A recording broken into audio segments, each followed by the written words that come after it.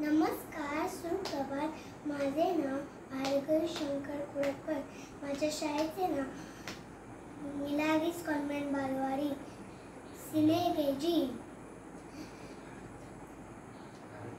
भारत माझा देश आहे, सारी भारतीय माझे बांधव आहे. माझे देशावर माझे प्रेम आहे.